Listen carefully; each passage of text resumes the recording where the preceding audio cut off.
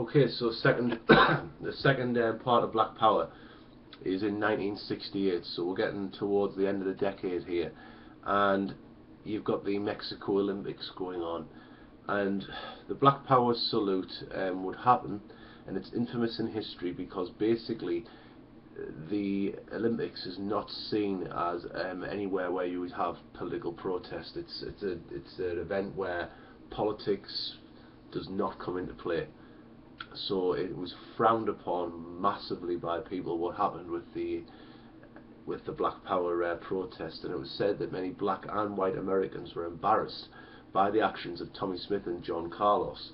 What I would recommend people to do with that is please be very careful what you read about how embarrassed black Americans may have been, because a lot of the things you might read come from white writers, and I have seen black historians who have reacted very, very differently and said no, it was like a crowning moment. So I would say it was more of a mixed reaction, because I have seen and read support for black Americans who were blown away by this protest. Now, Tommy Smith and John Carlos were very, very famous athletes, and they were members of the Olympic Project of Human Rights, and they were encouraged to boycott the Olympics, and they basically decided not to. So when you've got, I think it's 16th of October 1968, you've got the 200 metres race goes on, and Tommy Smith, even though Carlos was actually seen as being the favourite, Tommy Smith won the 200 metres, and he equalled the world record at that time of 19.83 seconds. The Australian Peter Norman came second, and Carlos finished third. Obviously the 200 metres is a pretty famous, well tuned into event. Now when the controversy starts, when the medals are getting presented, basically Smith and Carlos both removed their shoes, and it was they wore the black socks, and it was to represent black poverty at the time. So you're shoeless, you got your black socks on, represented black poverty, because you know people not wearing shoes is a sign of poverty. Smith himself, under his American track jacket, wore a black scarf to represent black pride, where Carlos around his neck very clearly had beads on, and the beads were to represent chains, basically.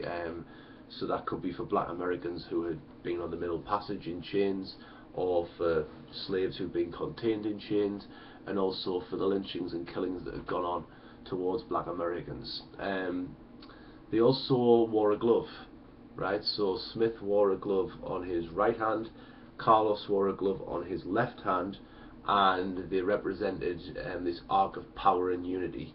So the right glove was power, the left glove was unity, and when they were on the medal stand, it formed this arc between them. It's believed they did this on the suggestion of Peter Norman, when one of the athletes forgot to bring their gloves. So he said, well, why not split them and do this? And it became very, very famous because it was the Black Power salute with the right fist in the hand, in the air. Now Norman himself wore the OPA, Olympic Project of Human Rights badge, very clearly on his track jacket. He didn't have to do that. Peter Norman often gets forgotten about in this. He supported the athletes, he didn't have to do that. He wore their badge, he didn't have to do that. And he himself, Peter Norman, was like ostracised by the Australian Olympics Committee after this, and he, despite being one of their best athletes, was not selected for the Olympic team 4 years later, many believe due to his actions. The reason why Peter Norman was so involved was because of attitudes and actions towards Aboriginals in Australia who were facing similar civil rights issues and battles at the time. So he was very involved in this and supportive, so much so that when Peter Norman died, Smith and Carlos, out of respect, carried his casket at his funeral. So they really respected his actions.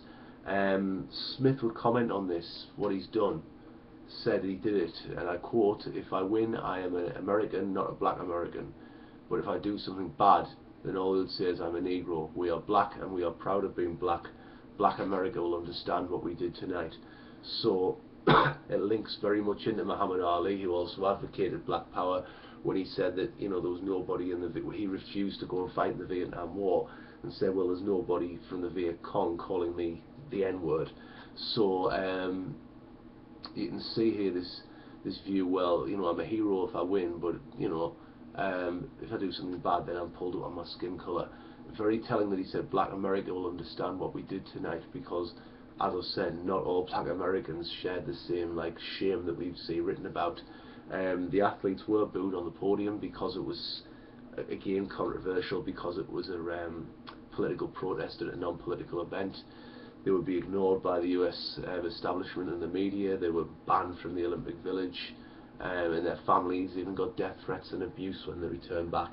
So it was a hugely powerful event, very famous nonetheless, and it shows that even after, the death of King, that we still got this, black power is still lingering, it was still present, and the power that they felt they must make this black power salute, and at a huge event like the Olympics.